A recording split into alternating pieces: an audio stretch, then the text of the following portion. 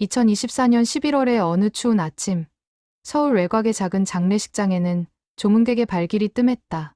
고인 박동혁, 향년 72세, 평범한 택시 운전사로 살다 간 그의 장례식은 쓸쓸하기 그지없었다. 아버지, 정말 이렇게 가시는 거예요? 상주석에 앉은 딸 박지연은 눈물도 말랐다. 40대 중반의 그녀는 아버지와 20년 넘게 연락을 끊고 지냈다. 장례 소식도 병원에서 연락이 와서야 알았다. 마지막 대면조차 하지 못했다. 장례식장 한편에서 장의사 직원이 고인의 유품을 정리하고 있었다. 낡은 가방 하나, 낡은 지갑, 그리고 은행 통장 몇 권. 가난하게 살다 간 삶의 흔적들이었다. 유족분, 이것 좀 보세요. 직원이 가져온 것은 오래된 종이 상자였다. 상자 뚜껑을 열자 그 안에는 빼곡히 쌓인 헌혈증이 들어있었다. 한 장, 두 장이 아니었다. 정확히 세어보니 500장이 넘었다. 이게 다 뭐예요?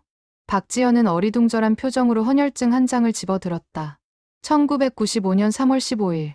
가장 오래된 헌혈증의 날짜였다. 그로부터 2024년까지 거의 30년에 걸쳐 모아진 헌혈증들이었다. 택시 기사님이 헌혈을 이렇게 많이 하셨다니. 직원도 신기하다는 듯 중얼거렸다. 보통 사람이 평생 헌혈해도 50번 하기 어려운데 500장이라는 숫자는 상상을 초월했다. 박지연은 헌혈증을 하나하나 살펴보기 시작했다. 모두 같은 이름, 박동혁. 날짜만 다를 뿐이었다. 2주에 한 번씩, 어떤 때는 일주일에 한 번씩 규칙적으로 헌혈한 흔적이 역력했다. 아버지가 왜 이런 걸, 그녀는 알 수 없었다. 자신을 버리고 떠난 아버지, 양육비 한 푼 보내지 않고 연락 한 번 없던 그 사람이 왜 30년 동안 묵묵히 헌혈을 계속했을까? 상자 밑바닥에서 낡은 수첩 한 권이 나왔다. 펼쳐보니 빼곡한 글씨로 채워진 일기장이었다. 첫 페이지에는 이렇게 적혀 있었다. 1995년 3월 15일. 오늘부터 시작한다. 내가 할 수 있는 유일한 속죄. 박지연의 손이 떨렸다. 속죄. 아버지가 무슨 속죄를 한다는 것일까? 그녀는 수첩을 넘기기 시작했다. 매주 화요일과 금요일. 혈액원에 간다. 내 더러운 피라도 누군가에게 도움이 된다면, 내가 빼앗은 생명을 이렇게라도 갚을 수 있다면. 글씨는 떨리고 있었다. 마치 쓰는 사람의 마음이 그대로 전해지는 듯했다. 박지연은 계속해서 읽어 내려갔다. 지연아, 미안하다. 아빠는 너를 볼 자격이 없다. 하지만 이것만은 계속할 것이다. 내가 죽는 날까지. 눈물이 핑 돌았다. 박지연은 20년 동안 아버지를 원망하며 살았다. 어머니가 돌아가신 후 혼자 남겨진 그녀를 외면하고 떠난 무책임한 사람이라고만 생각했다. 유족분, 괜찮으세요? 직원의 목소리에 박지연은 정신을 차렸다. 그녀는 수첩을 꼭 껴안았다. 이 수첩, 좀 더 읽어봐도 될까요? 당연하죠. 고인의 유품이니까요. 박지연은 빈소를 나와 장례식장 복도 벤치에 앉았다. 그리고 수첩을 처음부터 끝까지 천천히 읽기 시작했다. 수첩에는 30년간의 기록이 고스란히 담겨 있었다. 헌혈 날짜, 그날의 심경, 그리고 딸에게 전하지 못한 말들. 한 페이지 한 페이지가 아버지의 고백이었고, 참회였고, 사랑이었다. 1996년 7월 3일. 지연이 생일이다. 19살이 되었구나. 케이크라도 사주고 싶지만 나는 그럴 자격이 없다. 대신 오늘도 헌혈을 했다. 지연아, 아빠의 이 피가 누군가의 딸을 살릴 수 있기를. 1999년 11월 11일. 지연이가 대학에 합격했다는 소식을 들었다. 몰래 캠퍼스를 찾아가 멀리서 봤다. 예쁘게 컸구나. 엄마 닮아서 다행이다. 나는 오늘도 헌혈했다. 2003년 5월 20일. 지연이가 취직했다고 한다. 이제 어엿한 사회인이 되었구나. 아빠는 여전히 택시를 운전한다. 그리고 여전히 헌혈을 한다. 이것이 내가 할 수 있는 전부다. 페이지를 넘길 때마다 박지연의 눈에서 눈물이 흘러내렸다. 자신을 버렸다고 생각했던 아버지가 실은 단 한 번도 자신을 잊은 적이 없었다. 멀리서 지켜보고 있었다. 왜 이렇게 혼자 아파하신 거예요? 그녀는 수첩을 가슴에 안고 흐느꼈다. 하지만 가장 궁금한 것은 여전히 풀리지 않았다. 아버지가 말한 속죄는 무엇을 의미하는 것일까? 무엇을 빼앗았다는 것일까? 수첩의 마지막 페이지에는 이렇게 적혀 있었다. 지연아, 아빠가 죽으면 이 수첩을 읽게 될 것이다. 그때가 되면 모든 것을 알게 되겠지. 미안하다. 그리고 사랑한다. 아빠가 평생 혼혈한 이유를 너에게 설명할 용기가 없었다. 박지연은 수첩을 덮었다. 그리고 결심했다. 아버지의 30년을 이해하고 싶었다. 500장의 헌혈증에 담긴 진실을 찾아야 했다. 그녀는 일어나 빈소로 돌아갔다. 영정사진 속 아버지는 희미하게 미소 짓고 있었다. 처음으로 제대로 보는 아버지의 얼굴이었다. 박지연은 어머니의 유품을 보관 중인 창고를 찾았다. 20년 동안 열어보지 않았던 상자들이 먼지를 뒤집어 쓴 채 쌓여 있었다. 어머니, 아버지가 왜 그랬는지 알고 계셨나요? 그녀는 상자를 하나씩 열어보기 시작했다. 오래된 사진들, 편지들, 그리고 신문 스크랩. 그중 1995년 3월 14일자 신문 기사가 눈에 들어왔다. 시내 중심가 교차로 사고, 20대 여성 사망. 박지연의 심장이 쿵 내려앉았다. 기사를 읽어 내려가자 온몸이 얼어붙었다. 가해 차량은 개인 택시로 확인됐으며 운전자 박모 씨 42는 과로로 인한 졸음운전으로 추정된다. 피해자 김모 씨 23는 병원으로 이송됐으나 과다출혈로 사망했다. 아버지가 사고를. 그녀는 기사를 놓칠 뻔했다. 손이 떨렸다. 1995년 3월 14일. 아버지가 헌혈을 시작한 날의 바로 전날이었다. 상자 안에서 더 많은 자료가 나왔다. 법원 판결문, 합의서, 그리고 어머니가 쓴 편지. 박지연은 떨리는 손으로 어머니의 편지를 펼쳤다. 지연아, 이 편지를 읽을 때쯤이면 엄마는 이미 세상에 없을 것이다. 너에게 아버지에 대한 진실을 말해야 할지 고민을 많이 했다. 1995년 3월 14일. 아버지는 사고를 냈다. 며칠간 밤샘 운전으로 지쳐있던 그날, 신호를 못 보고 젊은 여성을 치었다. 그 여성은 김민서, 23살의 대학생이었다. 민서 씨는 병원으로 이송됐지만 너무 많은 피를 흘려 수혈이 절실했다. 하지만 그녀의 혈액형은 희귀한 RH, AB형이었다. 혈액 수급이 늦어지는 동안 그녀는 결국 숨졌다. 박지연은 편지를 읽으며 눈물을 쏟았다. 이제야 모든 것이 이해되기 시작했다. 아버지는 그날 이후 완전히 무너졌다. 법적인 처벌은 집행유예로 끝났지만 아버지의 마음속 처벌은 평생 계속되었다. 그는 매일 악몽에 시달렸고 스스로를 용서하지 못했다. 민서 씨의 부모님은 합의를 해주셨지만 아버지는 그 돈을 한 푼도 쓰지 못했다. 대신 그 돈을 민서 씨를 위한 장학금으로 만들었다. 그리고 다음 날부터 헌혈을 시작했다. 편지는 계속되었다. 만약 그날 혈액이 충분했다면 민서 씨는 살 수 있었을지도 모른다. 아버지는 그렇게 믿었다. 그래서 자신의 피를 계속 기증하기로 결심했다. 누군가가 자신처럼 혈액 부족으로 소중한 사람을 잃지 않도록. 지연아, 아버지는 무책임한 사람이 아니었다. 오히려 너무 책임감이 강한 사람이었다. 그래서 우리 곁을 떠난 거야. 자신이 살인자라고 생각했기에 딸인 내가 그런 아버지와 함께 사는 것이 수치스러울 거라 믿었던 거야. 박지연은 바닥에 주저앉았다. 모든 것이 명확해졌다. 아버지의 실종, 연락 두절, 양육비 미지급. 그 모든 것이 자해였고 자기 처벌이었다. 아버지. 그녀는 어머니의 편지를 계속 읽었다. 엄마는 아버지를 설득하려 했다. 사고는 의도한 것이 아니었고 너는 여전히 내 아버지가 필요하다고. 하지만 아버지는 고개를 저었다. 나 같은 사람이 아이를 키울 자격이 있겠소. 지연이가 나를 아버지라고 부를 때마다 내가 빼앗은 그 젊은 생명이 떠올라 견딜 수가 없소. 그렇게 아버지는 우리 곁을 떠났다. 하지만 멀리서 우리를 지켜봤다. 내가 아플 때마다 몰래 병원비를 보냈고 내 학비도 익명으로 보내줬다. 엄마가 아팠을 때도 치료비를 대준 사람은 아버지였다. 박지연은 충격에 휩싸였다. 자신은 외할머니와 어머니가 혼자 힘으로 키웠다고 믿었다. 하지만 사실은 아버지가 그림자처럼 뒤에서 모든 것을 지원하고 있었던 것이다. 지연아, 아버지를 용서해 주렴. 그리고 이해해 주렴. 아버지는 잘못된 방식이었을지 몰라도 너를 정말 사랑했단다. 편지의 마지막 문장을 읽고 박지연은 목 놓아 울었다. 20년간의 오해가 무너졌다. 원망이 안타까움으로 바뀌었다. 그녀는 다시 아버지의 수첩을 꺼냈다. 이제는 다른 눈으로 읽혔다. 1995년 3월 15일. 첫 헌혈을 했다. 내 피가 RH AB형이라는 걸 알았다. 민서 씨와 같은 혈액형. 이게 우연일까? 운명일까? 신이 나에게 주신 마지막 기회인 것 같다. 2000년 4월 22일. 오늘 혈액원에서 연락을 받았다. 내가 기증한 피로 백혈병 환자가 수술을 잘 받았다고 한다. 그 환자가 살았다는 소식에 눈물이 났다. 민서 씨, 이것이 내가 할 수 있는 속죄입니다.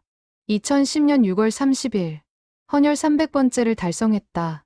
간호사분이 축하해 주셨지만 나는 기쁘지 않다. 아직도 민서 씨의 얼굴이 선명하다. 헌혈 1000번을 해도 그 생명은 돌아오지 않는다. 박지연은 아버지의 마음을 이해할 수 있었다. 30년간 단 하루도 빠지지 않고 헌혈을 한 이유. 그것은 속죄이자 기도였다. 자신이 빼앗은 생명을 조금이라도 갚고 싶었던 간절한 마음이었다. 박지연은 결심했다. 김민서 씨의 가족을 찾아야 했다. 아버지가 평생 미안해했던 그 사람들을 만나고 싶었다. 어머니의 유품 상자에서 찾은 주소를 바탕으로 그녀는 30년 전 사고 피해자의 집을 찾아갔다. 서울 변두리의 낡은 아파트 단지. 한때는 신식이었을 건물도 이제는 시간의 흔적이 역력했다. 초인종을 누르자 60대 후반으로 보이는 여성이 문을 열었다. 김민서 씨의 어머니 김순자 씨였다. 누구세요? 저는 박지연이라고 합니다. 박동혁의 딸입니다. 김순자 씨의 얼굴이 순간 굳어졌다. 30년 전의 기억이 떠오르는 듯했다. 박동혁, 그분의 딸이라고요? 네. 아버지가 최근에 돌아가셨습니다. 그래서 찾아뵙고 싶었습니다. 김순자 씨는 잠시 망설이다가 문을 열어주었다. 집 안은 소박했지만 깔끔하게 정리되어 있었다. 거실 벽에는 젊은 여성의 사진이 걸려 있었다. 김민서 씨였다. 앉으세요. 두 사람은 마주 앉았다. 한동안 침묵이 흘렀다. 아버님은 어떻게 돌아가셨나요? 김순자 씨가 먼저 물었다. 목소리에는 원망보다는 복잡한 감정이 섞여 있었다. 간암이었습니다. 마지막까지 혼자 투병하셨어요. 저는 아버지와 20년을 떨어져 살았습니다. 그렇군요. 박지연은 가방에서 아버지의 수첩과 헌혈증을 꺼냈다. 이것을 드리고 싶어서 찾아왔습니다. 김순자 씨는 500장이 넘는 헌혈증을 보고 눈을 크게 떴다.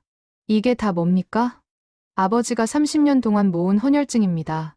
사고 다음 날부터 돌아가시기 전날까지 단 한 번도 빠지지 않고 헌혈하셨어요. 박지연은 아버지의 수첩을 펼쳐 보였다.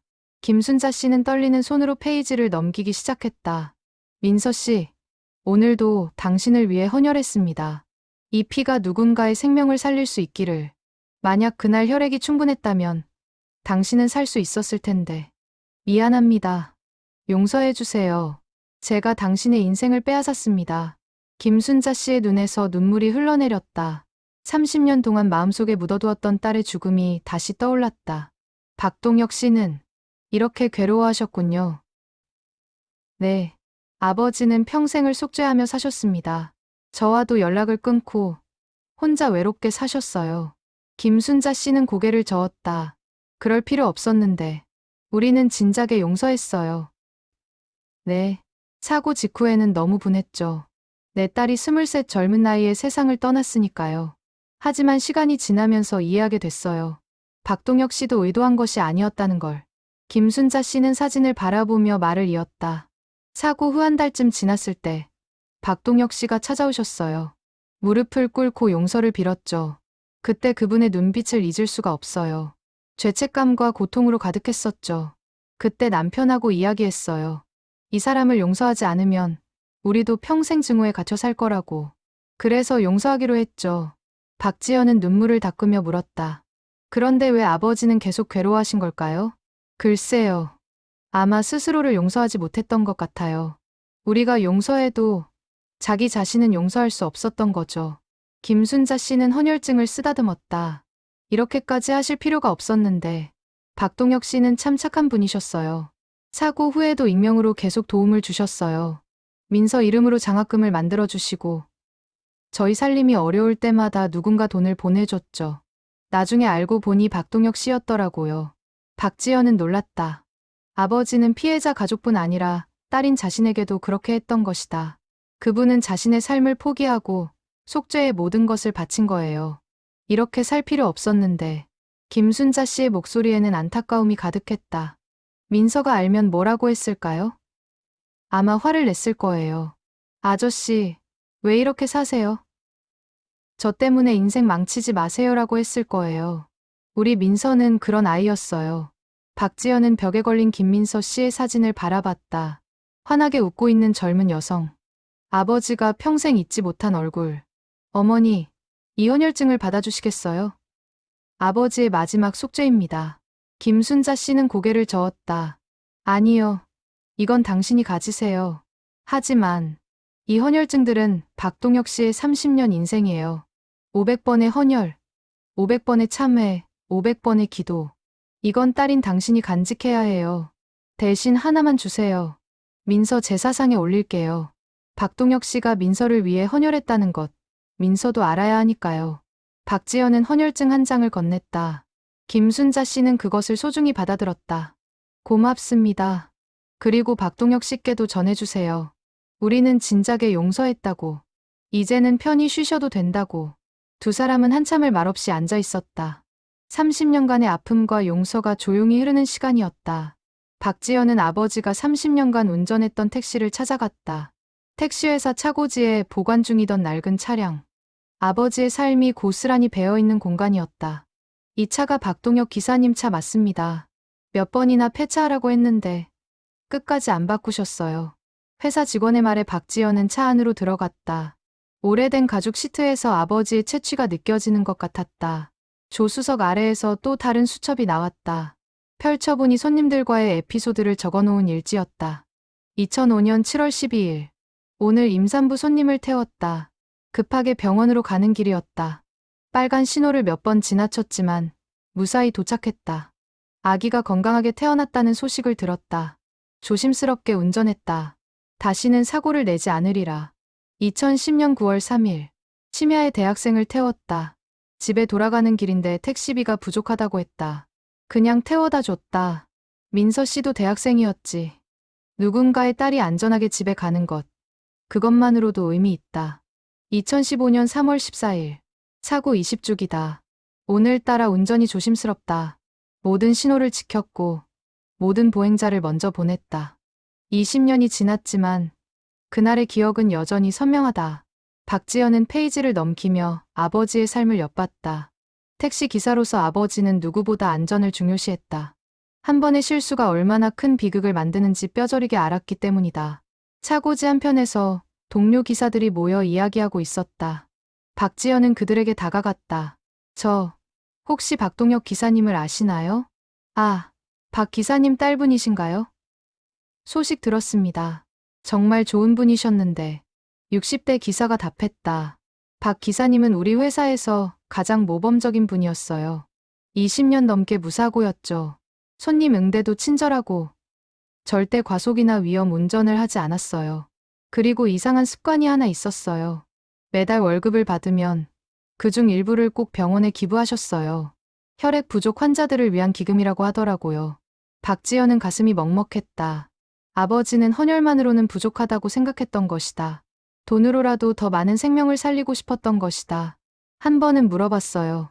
박 기사님, 왜 그렇게 헌혈을 열심히 하세요? 그랬더니 이렇게 대답하시더라고요. 내가 할 수 있는 일이 이것밖에 없어서요. 누군가는 내 피를 필요로 하니까요. 그 눈빛이 참 슬퍼 보였어요. 무슨 깊은 사연이 있는 것 같았죠. 다른 기사가 덧붙였다. 박 기사님은 말수가 적었어요. 하지만 행동으로 보여주는 분이었죠. 신입 기사들이 사고 낼까봐 항상 조언해 주시고 길 안내도 꼼꼼하게 해주셨어요. 운전은 생명을 다루는 일이다. 절대 방심하면 안 된다. 그게 박 기사님의 지론이었어요. 박지연은 고개를 숙였다. 아버지는 단 한 번의 실수 때문에 평생을 속죄하며 살았다. 그리고 같은 실수를 다른 사람이 반복하지 않도록 가르쳤다. 딸분, 이거 받으세요. 한 기사가 봉투를 내밀었다. 저희가 조금씩 모은 겁니다. 장례비에 보태세요. 아니에요. 이건 박 기사님이 우리에게 해주신 게 얼마나 많은데요. 이것쯤은 받으셔야죠. 박지연은 감사 인사를 전하고 봉투를 받았다. 아버지는 외로웠지만 혼자가 아니었다. 이렇게 아버지를 기억하고 존경하는 사람들이 있었다. 택시 트렁크에서 낡은 가방이 하나 나왔다. 열어보니 헌혈 기록증과 감사장이 가득 들어 있었다. 헌혈 100회 달성 감사장. 헌혈 200회 달성 감사장, 헌혈 300회 달성 감사장. 숫자가 올라갈수록 감사장도 늘어났다. 500회 달성은 헌혈원 역사상 몇 안 되는 기록이라고 적혀 있었다. 가방 밑에서 편지 한 통이 나왔다. 발신인은 혈액 수혈을 받은 환자 가족이었다. 박동혁님께, 저는 당신의 피를 수혈받은 환자의 어머니입니다. 제 아들은 백혈병으로 죽어가고 있었습니다. 하지만 당신의 피 덕분에 살아났습니다. 지금은 건강하게 대학을 다니고 있습니다. 감사합니다. 당신은 생명의 은인입니다. 박지연은 편지를 읽으며 울었다. 아버지가 구한 생명이 한둘이 아니었다. 500번의 헌혈로 수많은 사람들이 살아났다. 아버지, 당신은 죄인이 아니에요. 영웅이에요. 그녀는 택시 핸들을 꼭 잡았다. 아버지가 30년간 잡았던 그 핸들. 낡고 닳아 있었지만 그 안에는 아버지의 철학이 담겨 있었다. 안전이 최우선이다. 생명보다 중요한 것은 없다. 박지연은 택시 안에서 한참을 있었다. 아버지의 채취, 아버지의 흔적, 아버지의 삶. 그 모든 것이 이 좁은 공간에 고스란히 남아 있었다. 박지연은 아버지가 30년간 다녔던 혈액원을 찾아갔다. 서울 중심가에 위치한 오래된 건물. 아버지가 매주 2번씩 방문했던 곳이었다. 박동혁 기증자분이요? 물론 기억합니다. 저희 혈액원의 전설이셨죠. 헌혈 담당 간호사 이경미 씨가 반갑게 맞아주었다. 전설이라니요? 30년간 단 한 번도 빠지지 않고 헌혈하신 분은 박동혁 기증자님이 유일해요. 비 오나 눈 오나 아프나 건강하나 꼭 오셨죠. 이경미 간호사는 컴퓨터를 열어 기록을 보여줬다. 여기 보세요. 1995년 3월 15일부터 2024년 10월 27일까지 총 527회 헌혈 기록이 있어요. 전혈 헌혈, 혈소판 헌혈, 혈장 헌혈, 가능한 모든 종류의 헌혈을 하셨어요. 527회요? 네, 평균적으로 일주일에 한 번꼴이에요. 법적으로 허용되는 최대 횟수를 정확히 지키셨죠. 더 자주 하고 싶어 하셨지만 건강을 위해 제한했어요. 박지연은 화면을 뚫어져라 바라봤다. 527번. 한 번도 아니고 527번. 그 많은 시간을 아버지는 이곳에서 보낸 것이다. 아버지가 왜 그렇게 집착적으로 헌혈하셨을까요? 이경미 간호사는 잠시 생각하더니 답했다. 처음에는 저희도 의아했어요. 보통 헌혈자들은 1년에 몇 번 정도 오시거든요. 그런데 박동혁 기증자님은 달랐어요. 마치 의무처럼, 숙제처럼 오셨죠. 한 번은 여쭤봤어요. 왜 이렇게 자주 오세요? 그랬더니 이렇게 말씀하시더라고요. 내 피가 누군가를 살릴 수 있다면 나는 기꺼이 드리겠습니다. 이것이 내가 할 수 있는 유일한 일입니다. 이경미 간호사의 눈시울이 붉어졌다. 그 목소리에 뭔가 절박함이 있었어요. 단순한 선행이 아니라 꼭 해야만 하는 일 같았어요. 그래서 저희도 최대한 배려해드렸죠. 예약 없이 오셔도 바로 받아드렸고 헌혈 후 건강 상태도 꼼꼼히 체크했어요. 박지연은 물었다. 아버지가 헌혈하시면서 특별히 하신 말씀이 있나요? 있죠. 매번 헌혈이 끝나면 이렇게 물으셨어요. 이 피는 누가 받게 되나요? 어떤 환자에게 가나요? 저희가 개인정보라 알려드릴 수 없다고 하면 아쉬워하시면서도 이해하셨어요. 대신 이렇게 부탁하셨죠. 꼭 필요한 사람에게 전해주세요. 제 피가 누군가의 생명을 살릴 수 있다면 그것으로 충분합니다. 이경미 간호사는 서랍에서 파일 하나를 꺼냈다. 이거 보세요. 박동혁 기증자님의 피를 받고 회복한 환자들의 감사 편지예요. 파일에는 수십 통의 편지가 들어있었다. 당신의 피 덕분에 제 아이가 살았습니다. 당신의 헌혈로 수술을 무사히 마쳤습니다. 감사합니다. 당신은 제 생명의 은인입니다. 박지연은 한 장 한 장 읽으며 눈물을 흘렸다. 아버지의 527번 헌혈이 구한 생명들이었다. 특히 기억에 남는 에피소드가 있어요. 이경미 간호사가 말을 이었다. 2015년에 큰 교통사고가 있었어요. 고속도로 다중추돌 사고였죠. 많은 부상자가 발생했고 혈액이 긴급히 필요했어요. 그때 박동혁 기증자님이 뉴스를 보고 바로 달려오셨어요. 제 피를 쓰세요라고 하시면서요. 문제는 그날이 헌혈 가능 날짜가 아니었어요. 법적으로 일정 기간을 띄워야 하거든요. 하지만 박동혁 기증자님은 포기하지 않으셨어요. 제발 부탁입니다. 혈액이 부족해서 누군가 죽는 일은 없어야 합니다. 그렇게 간곡히 부탁하셔서 예외적으로 소량만 채혈했어요. 그 피가 실제로 사고 환자 중 한 명을 살렸어요. 박동혁 기증자님은 그 소식을 듣고 펑펑 우셨어요. 박지연은 가슴이 메어졌다. 아버지는 30년 전 자신이 만든 사고의 트라우마 때문에 다른 사고 피해자를 보면 견딜 수 없었던 것이다. 혹시 RHAB형 혈액이 특별한 이유가 있나요? 물론이죠. RHAB형은 전 세계적으로도 매우 희귀해요. 한국에서는 0.5% 미만의 사람만 가지고 있죠. 그래서 이 혈액형을 가진 환자가 수혈이 필요할 때 구하기가 정말 어려워요. 박동혁 기증자님은 그걸 알고 계셨어요. 내 혈액형이 희귀하다는 걸 알게 됐어요. 그렇다면 더욱 열심히 기증해야죠. 나 같은 혈액형을 가진 환자가 피를 구하지 못해 죽는 일은 없어야 하니까요. 박지연은 모든 퍼즐이 맞춰지는 느낌이었다. 김민서 씨가 RHAB형이었고 혈액 부족으로 숨졌다. 그래서 아버지는 자신도 같은 혈액형이라는 것을 알고 평생 혼혈을 결심한 것이다. 아버지는 한 번도 자신을 용서하지 못하셨네요. 네, 아니에요. 혼잣말이에요. 이경미 간호사는 액자 하나를 가리켰다. 저기 보이는 분이 박동혁 기증자님이에요. 헌혈 500회 달성 기념 사진이죠. 액자 속 아버지는 환하게 웃고 있었다. 하지만 그 눈빛 깊은 곳에는 슬픔이 서려 있었다. 박지연은 그것을 읽을 수 있었다. 마지막 헌혈이 언제였나요? 2024년 10월 27일이요. 돌아가시기 일주일 전이었어요. 일주일 전이요? 네. 그날 박동혁 기증자님은 많이 아파 보이셨어요. 안색도 안 좋으시고 걸음도 힘들어 하셨죠.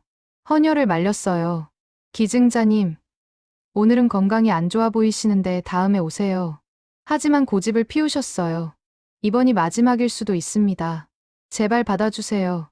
그렇게 간곡히 부탁하셔서 검사를 해보니 헌혈 가능 수치였어요. 헌혈 후에 이렇게 말씀하셨어요. 감사합니다. 30년간 받아주셔서 감사합니다. 이제 제 임무를 다한 것 같습니다. 그게 마지막이었어요. 다음 주에 다시 오시겠다고 약속하셨는데 이경미 간호사는 말을 잇지 못하고 눈물을 닦았다.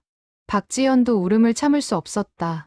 아버지는 죽음을 예감하고도 마지막 순간까지 헌혈을 한 것이다. 그것이 아버지가 할 수 있는 마지막 속죄였다.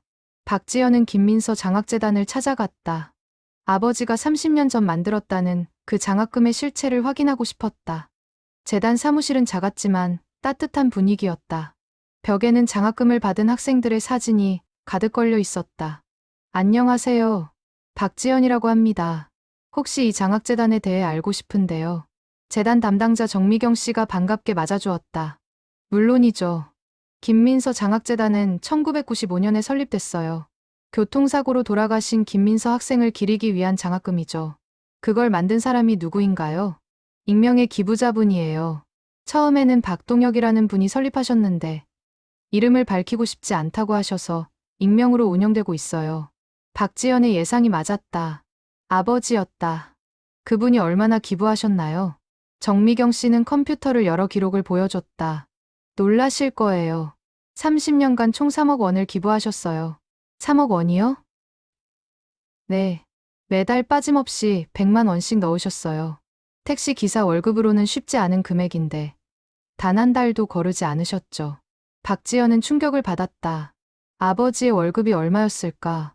택시 기사로 버는 돈에서 매달 100만 원을 떼어내려면 거의 굶다시피 살아야 했을 것이다. 이 장학금으로 몇 명이 도움을 받았나요?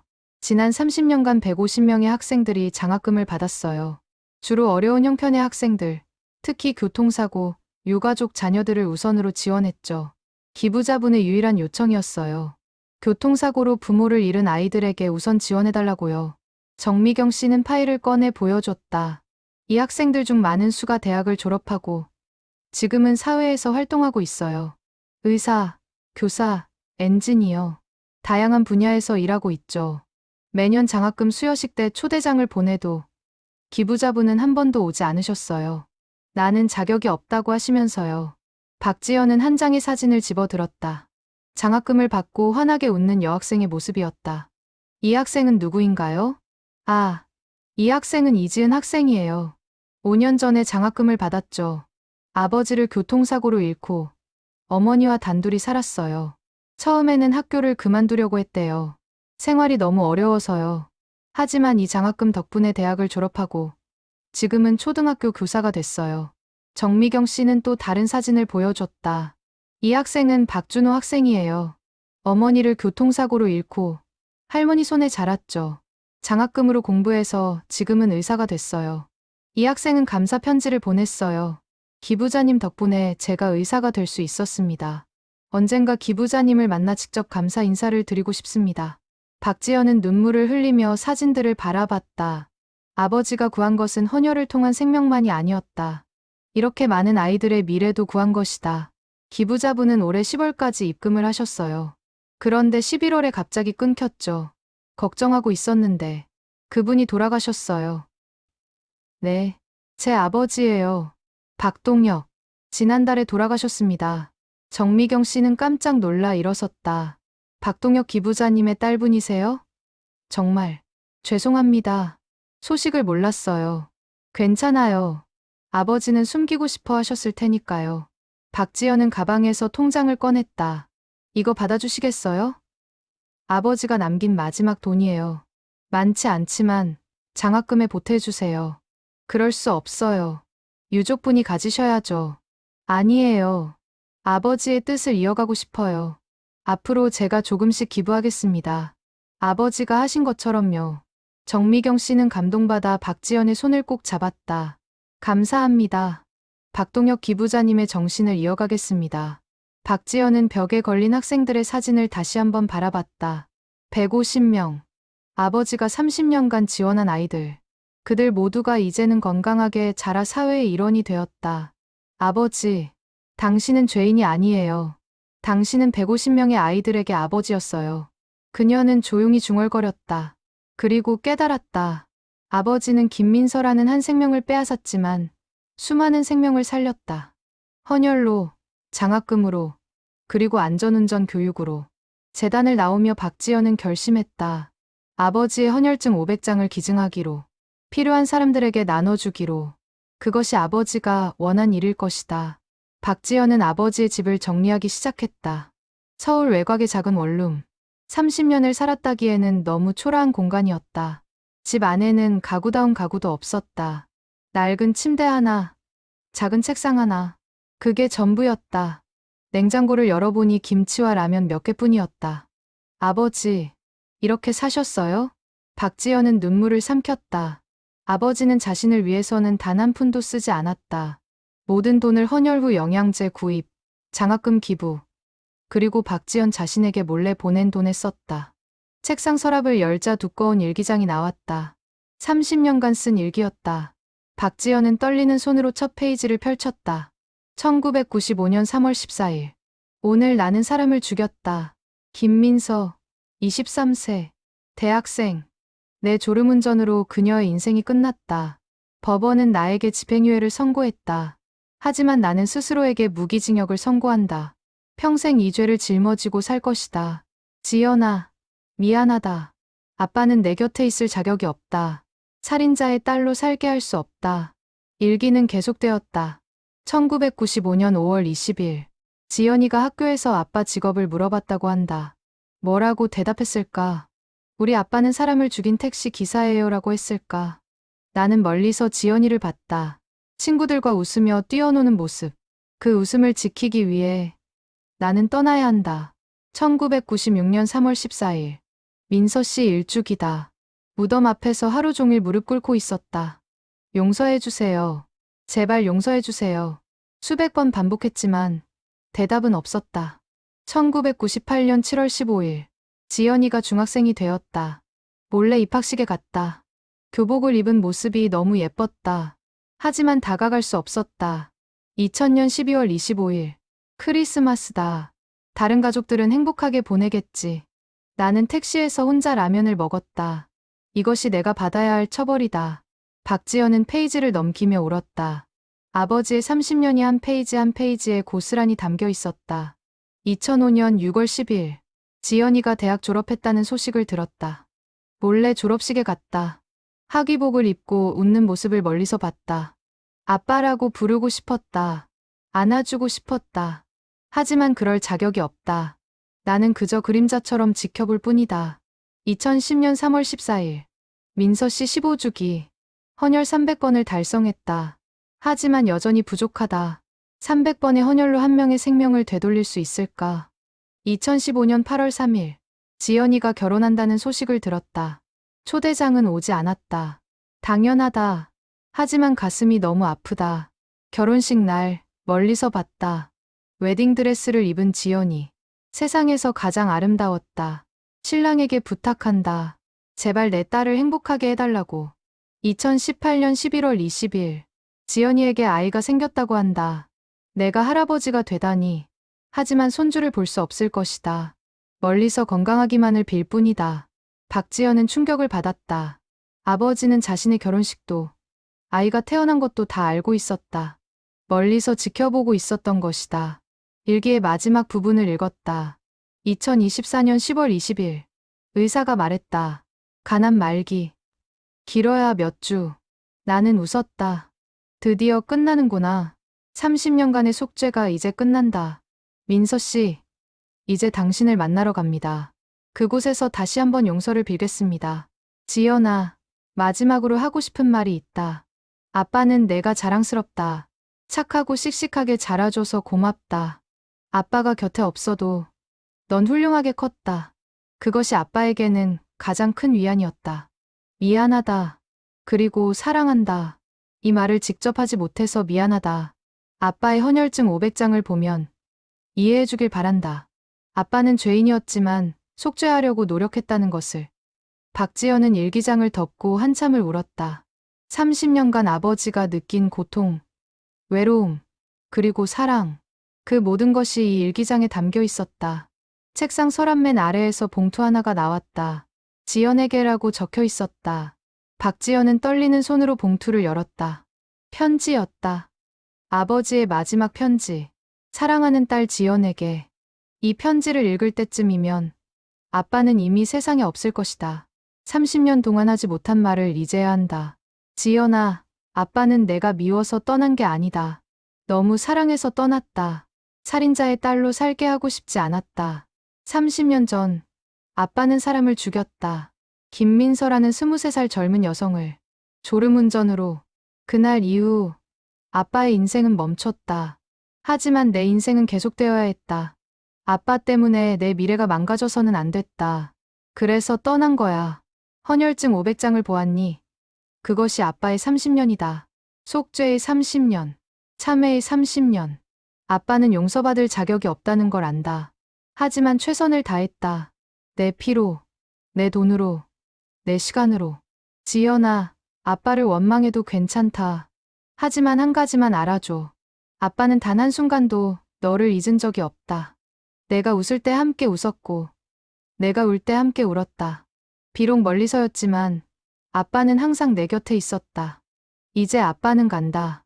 김민서 씨에게 용서를 빌러. 그리고 내 엄마에게 미안하다고 말하러. 지연아, 행복하게 살아라. 그것이 아빠의 마지막 소원이다. 사랑한다. 내 딸아. 아빠가. 박지연은 편지를 가슴에 안고 한참을 울었다. 30년간의 오해가 완전히 풀렸다. 아버지는 무책임한 사람이 아니었다. 너무 책임감이 강한 사람이었다. 박지연은 다시 김순자 씨를 찾아갔다. 아버지의 편지와 일기장을 보여주고 싶었다. 이것들을 보여드리고 싶어서 왔어요. 김순자 씨는 아버지의 일기장과 편지를 읽었다. 읽는 동안 눈물을 멈추지 못했다. 박동혁 씨가 이렇게 괴로워하셨다니. 어머니, 제가 여쭤보고 싶은 게 있어요. 민서 씨는 어떤 분이셨나요? 김순자 씨는 딸의 사진을 바라보며 말했다. 민서는 참 착한 아이였어요. 대학에서 사회복지를 전공했죠. 어려운 사람들을 돕는 일을 하고 싶다고 했어요. 헌혈도 자주 했어요. 자기 혈액형이 희귀하다는 걸 알고는 더 열심히 했죠. 엄마, 내 피가 누군가를 살릴 수 있대. 멋지지 않아? 라고 하면서요. 박지연은 놀라며 물었다. 민서 씨도 헌혈을 하셨어요? 네, 고등학교 때부터 했어요. 대학 가서는 헌혈 동아리 회장까지 했죠.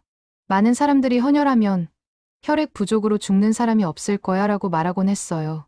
김순자 씨는 서랍에서 낡은 노트를 꺼냈다. 이게 민서의 다이어리예요. 사고 후 유품으로 받았죠. 다이어리를 펼치자 민서의 글씨가 보였다.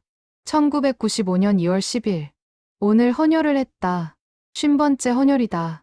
간호사 선생님이 칭찬해 주셨다. 민서 씨 같은 분들 덕분에 많은 생명이 살아요라고. 나는 생각한다. 만약 내가 아프면 누군가의 피가 필요하겠지. 그렇다면 나도 기꺼이 내 피를 나눠야 하지 않을까. 2월 28일. 친구가 물었다. 민서야, 왜 그렇게 헌혈을 자주 해? 나는 대답했다. 내 피 한 방울이 누군가의 생명 전부가 될 수 있어. 그게 멋지지 않아? 3월 5일. 다음 주에 헌혈 약속이 있다. 혈액원에서 연락이 왔다.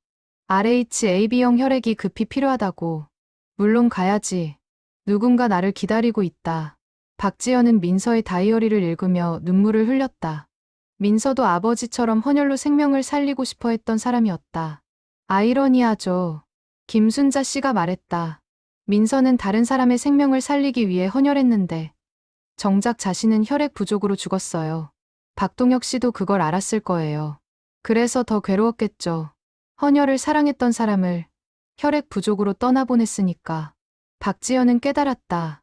아버지의 30년 헌혈은 단순한 속죄가 아니었다. 민서의 뜻을 이어가는 것이었다. 민서가 하고 싶었던 일을 대신하는 것이었다. 어머니, 혹시 민서 씨가 마지막으로 한 말씀이 있나요? 김순자 씨는 잠시 생각하다가 답했다. 병원에서 의식을 잃기 직전에 이렇게 말했어요. 엄마, 아프지 않아. 괜찮아. 나 때문에 누구도 원망하지 마. 혹시 나를 친 사람이 있다면 그 사람을 용서해줘. 누구나 실수할 수 있잖아. 그게 마지막 말이었어요. 그 말을 남기고 민서는 눈을 감았죠. 박지연은 숙연해졌다. 민서는 죽는 순간에도 가해자를 용서했다. 그런 사람을 죽게 한 것이 아버지에게 얼마나 큰 고통이었을까. 박동혁 씨는 민서의 마지막 소원을 들었을까요? 아마 들었을 거예요. 사고 후 병원에서 제가 그 말을 전했거든요.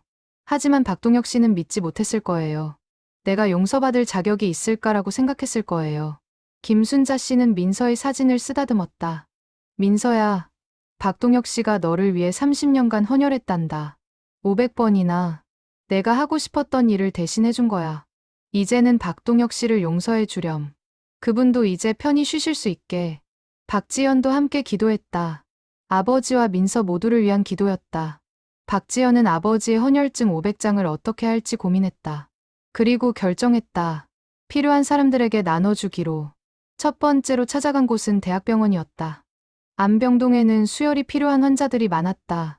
이 헌혈증들을 기증하고 싶습니다.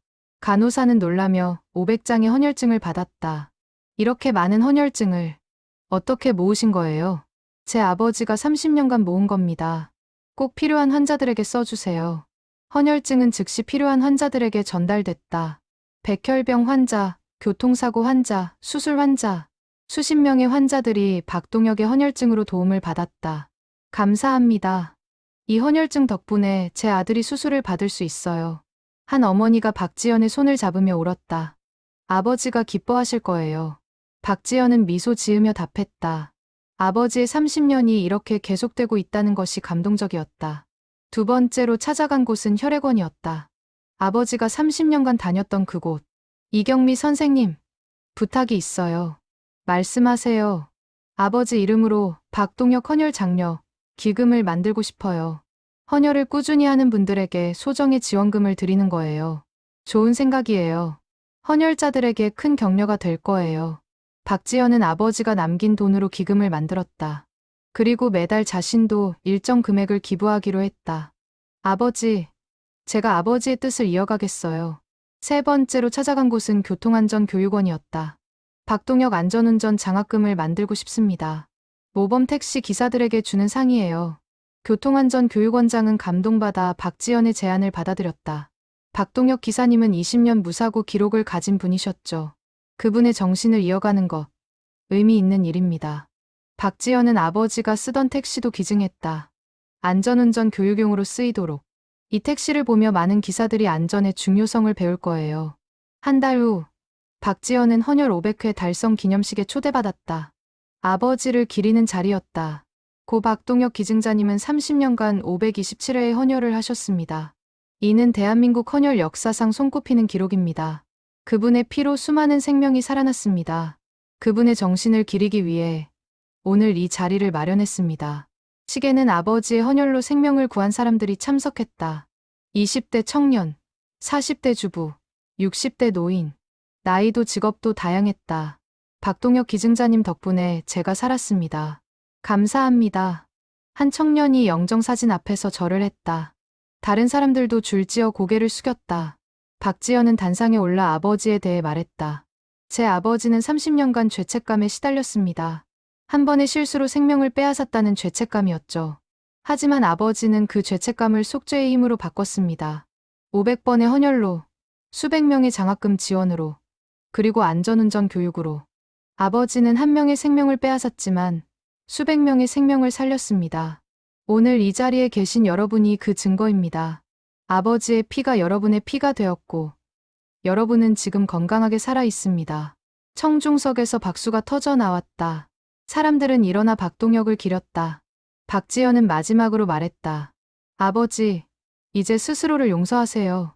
당신은 충분히 속죄했어요. 당신은 죄인이 아니라 영웅이에요. 식이 끝난 후 김순자 씨가 다가왔다. 고맙습니다. 박동혁 씨의 진심을 온 세상이 알게 됐어요. 아니에요, 어머니. 저야말로 감사해요. 민서 씨를 용서해 주셔서. 두 사람은 포옹했다. 30년간의 아픔이 치유되는 순간이었다.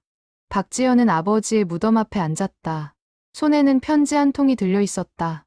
아버지, 제가 편지를 썼어요. 30년 동안 하지 못한 말을 이제 합니다. 그녀는 편지를 펼쳐 읽기 시작했다. 사랑하는 아버지께. 아버지, 저는 20년 동안 아버지를 오해하고 살았어요. 무책임한 사람이라고, 저를 버린 사람이라고 생각했죠. 하지만 이제 알아요. 아버지는 너무 책임감이 강한 사람이었다는 것을. 저를 너무 사랑해서 떠난 거라는 것을. 헌혈증 500장을 봤어요. 30년간의 속죄, 30년간의 참회.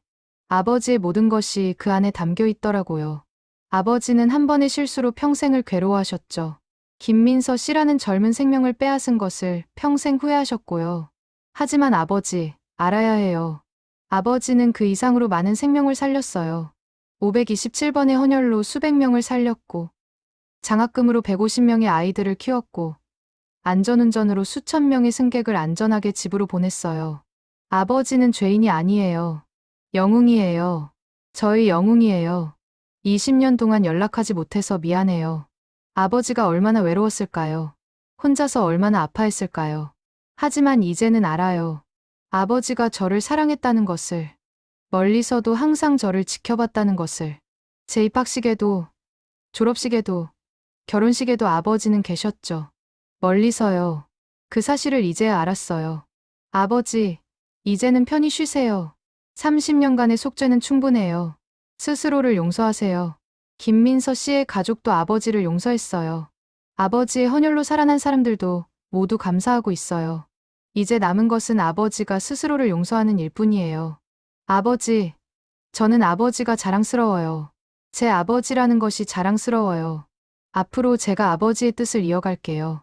헌혈도 하고, 기부도 하고, 아버지가 하신 것처럼 살게요. 아버지의 손자, 제 아들에게도 할아버지 이야기를 들려줄 거예요. 500번의 헌혈을 한 할아버지, 수백 명의 생명을 살린 할아버지 이야기를요. 아버지, 사랑해요. 미안해요. 그리고 고마워요. 당신의 딸, 지연이가. 박지연은 편지를 무덤 앞에 놓고 절을 했다. 눈물이 멈추지 않았다. 아버지, 이제 저도 헌혈을 시작할 거예요. 아버지처럼요. 그녀는 일어나 하늘을 바라봤다. 맑은 하늘에 흰 구름이 떠 있었다. 아버지, 저기 계세요? 김민서 씨와 함께요? 바람이 불어왔다. 마치 대답하는 것 같았다. 일주일 후, 박지연은 혈액원을 찾았다. 첫 헌혈을 하러 온 것이다. 헌혈 처음이세요? 네. 아버지가 하시던 일을 이어가려고요. 간호사는 박지연의 이름을 확인하고 놀랐다. 혹시 박동혁 기증자님의 딸분이세요? 네. 맞아요. 아버지의 정신을 이어가시는군요. 감동적이에요. 헌혈이 끝난 후, 박지연은 헌혈증을 받았다. 첫 헌혈증. 그녀는 그것을 아버지의 500장 옆에 두었다. 아버지, 이제 501장이에요. 제가 계속 이어갈게요. 집으로 돌아가는 길, 박지연은 결심했다. 아버지처럼 30년간 헌혈하기로, 아버지처럼 500번을 목표로. 한 번의 실수는 평생의 속죄로 갚을 수 있어요. 하지만 한 번의 헌혈은 한 명의 생명을 살려요. 아버지, 제가 증명할게요. 당신이 죄인이 아니라 영웅이라는 것을. 박지연은 힘차게 걸어갔다. 아버지의 뜻을 이어가기 위해, 더 많은 생명을 살리기 위해. 그리고 하늘 어딘가에서 박동혁은 미소 지었을 것이다. 자신의 딸이 자랑스러워서, 그리고 마침내 자신을 용서할 수 있어서. 30년간의 헌혈증 500장. 그것은 단순한 종이가 아니었다. 한 남자의 속죄이자 사랑이었고, 참회이자 희망이었다. 그리고 이제 그 이야기는 계속된다. 박지연의 손에 의해, 그리고 그 이야기를 들은 수많은 사람들의 손에 의해. 헌혈증 501장, 502장, 503장. 숫자는 계속 늘어갈 것이다. 생명을 살리는 손길도 계속 이어질 것이다. 이것이 박동혁이 남긴 진짜 유산이다. 500장의 헌혈증이 아니라 생명을 귀히 여기는 정신.